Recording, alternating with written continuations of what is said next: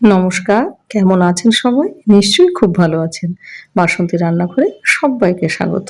আসন্ন উল্টো রথযাত্রা উপলক্ষে আজকে আবার একটা ৫৬ ভোগের অন্যতম সুস্বাদু একটা ভোগ নিয়ে এসে হাজির করেছি, যার নাম হলো অমালু বা আম্বালু।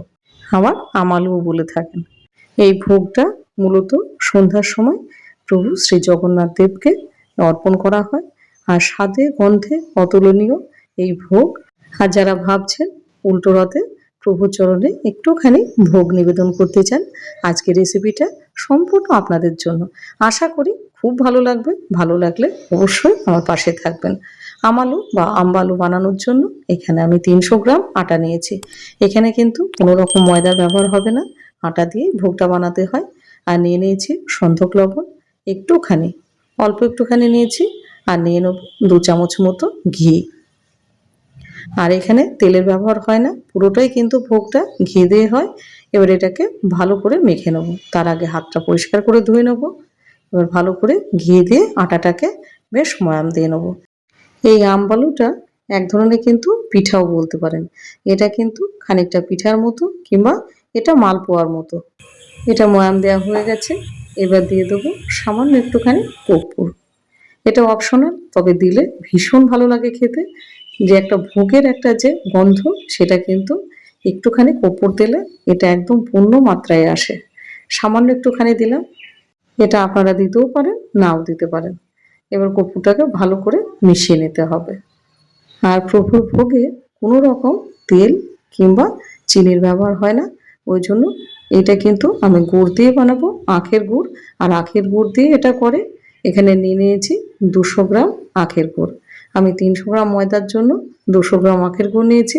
ওতে মিষ্টি এবং স্বাদটাও কিন্তু খুব ভালো আসবে। একেবারে কম মিষ্টি হলে এটা ভালো লাগে না খেতে। ওই জন্য চেষ্টা করবেন আপনি যা আটা নেবেন তার চাইতে ১০০ কিংবা ১৫০ গ্রাম কম আপনি গুড়টা নিতে পারেন। এবার গুড়টা দিয়ে ভালো করে মিশিয়ে নিতে হবে। এই আটাটা যখন দেখবেন একদম ঝুরঝুরে হয়ে গেছে, তখন জানবেন যে আটাটা একদম আম্বালুর জন্য প্রস্তুত হয়ে গেছে। দেখুন, গুড়টা পুরোপুরি মিশিয়ে নিয়েছি। আর এটা কিন্তু একেবারে ঝুরঝুরে হয়ে গেছে আটাটা। এবার অল্প অল্প করে জল দিয়ে এটাকে মেখে নেব। কতটুকু জল দেব সেটাও বলে দেবো। প্রথমে এখানে ১.৫ বাটি আমি এখানে জল পুরোটাই দিয়ে দেবো। একবারে বেশি জল দেবেন না, অল্প অল্প করে জল দেবেন, এতে মাখাটা ভালো হবে।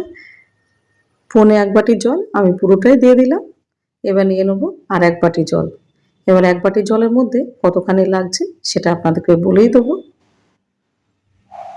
এবার অল্প অল্প করে জল দেবো আর এটা মাখবো। একবারে বেশি জল কোনোভাবেই কিন্তু দেবেন না, তাহলে কিন্তু এর তারটা বুঝতে পারবেন না। এবার ভালো করে মাখতে হবে যাতে কোনো রকম দলা পেকে না থাকে। আর ব্যাটারটা যদি ভালো না হয় তাহলে কিন্তু আম্বালুটা অত জালিদার তৈরি হবে না এবং ভালোও হবে না। এবার ব্যাটারটা দেখে বুঝতেই পারছেন কতটা স্মুথ হয়েছে। ব্যাটারটা তৈরি করতে মোটামুটি আমার এখানে ১০ থেকে ১৫ মিনিট সময় লাগলো। আর ব্যাটারটা যত্ন সহকারেই করবেন। ব্যাটার আমাদের রেডি হয়ে গেছে। এবার এটা ঢাকা দিয়ে দেবো মোটামুটি আধ ঘন্টার জন্য। আর মশলা কি কি লাগছে এখানে বলে দিচ্ছি।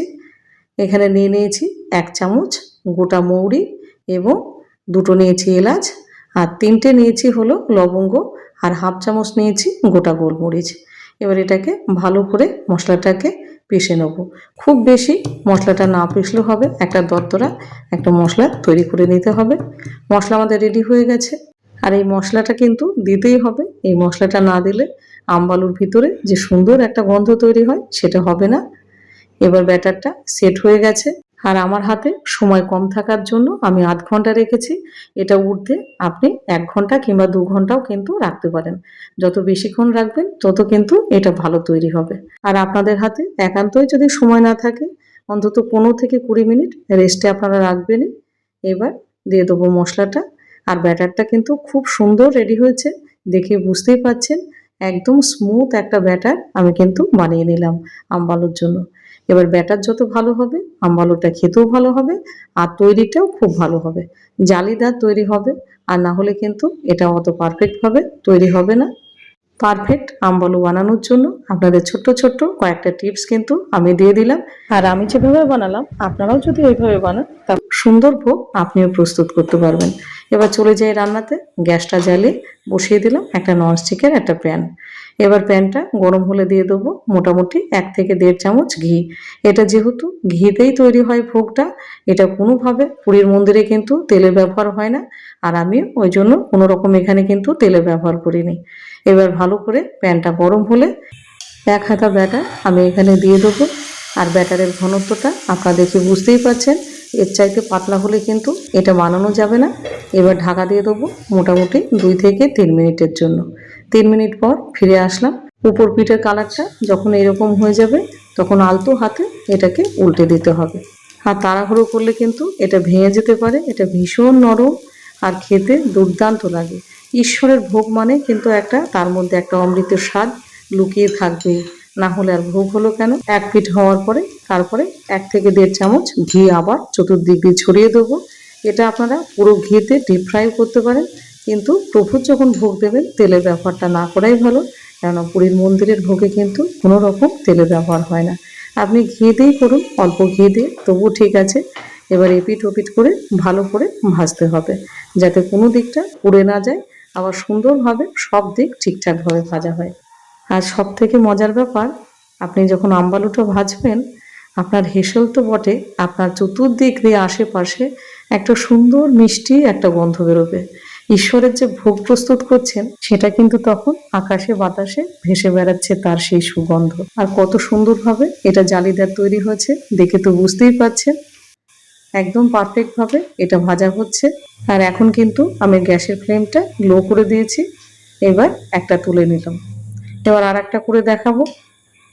সেম প্রসেস, আবার 1 হাতা দিলাম। আর ব্যাটারের ঘনত্বটা দেখে বুঝতেই পারলেন, আমি কিন্তু 1 বাটি আটার জন্য কিন্তু এখানে মোটামুটি 2 বাটির কাছে আমি জল ব্যবহার করেছি। একইভাবে এটাও ভেজে নিতে হবে। আর আজকে আমার ভিডিওটা আপনি কোথায় থেকে দেখছেন সেটা অবশ্যই জানাবেন। আর কারা কারা উল্টো রথে ঈশ্বরের চরণে ভোগ নিবেদন দেবেন সেটাও জানাতে ভুলবেন না। এবার এক এক করে সবগুলো আমরা কিন্তু রেডি করে নিয়েছি। এবার সাজিয়ে দেওয়ার পালা। এবার এক এক করে সবগুলো সাজিয়ে দেবো। আর একটুখানি কাজু, একটুখানি পেস্তা আমি এখানে গুঁড়ো করে নিয়েছি, সেটা একটুখানি উপর থেকে ছড়িয়ে দেবো। এতে দেখতে ভালো লাগবে এবং খেতেও ভালো লাগবে। এটা টোটালি অপশনাল, আপনারা যদি চান তাহলে দিতে পারেন, যদি না চান তাহলে দেওয়ার কোনো রকম দরকার নেই। এটা দেওয়ার জন্য আলাদা স্বাদ হয় না, এ নিজেই খুব সুস্বাদু। তাহলে তৈরি হয়ে গেল 56 ভোগের অন্যতম ভোগ আমবালু বা অমালু। ভিডিওটা আপনাদের নিশ্চয়ই কাজে আসবে। আর কেমন লাগলো সেটা অবশ্যই কমেন্ট সেকশনে জানাবেন। আর ভিডিও ভালো লাগলে অবশ্যই চ্যানেলটাকে সাবস্ক্রাইব করে সুন্দর করে কমেন্ট, আর যদি পছন্দ হয় তাহলে অবশ্যই লিখুন কমেন্টে জয় জগন্নাথ, তার সাথে হাই এবং প্রচুর পরিমাণে শেয়ার করে দিন। আর আপনারা যারা ভাবছেন যে আসন্ন উল্টোরাতে বাড়িতে ঈশ্বরের চরণে ভোগ নিবেদন দেবেন, এরকম 56 ভোগের রেসিপি আমার চ্যানেলে কিন্তু আরও দেয়া আছে। তার জন্য ভিজিট করতে হবে বাসন্তী রান্নাঘর। আর আশা করি আপনাদের ভালোই লাগবে। আর কতখানি আমবালুগুলো পারফেক্ট হয়েছে সেটা দেখিয়ে দিচ্ছি একদম জুম করে। প্রত্যেকটা কিন্তু কত সুন্দরভাবে রেডি হয়েছে। আর প্রত্যেকটাতে কিন্তু অসংখ্য জালিদার এবং নরম, একদম হাতের মুঠোর মধ্যে চলে আসছে। তাহলে আজ আসি, ভালো থাকবেন, সুস্থ থাকবেন, আবার দেখা হবে। জয় জগন্নাথ।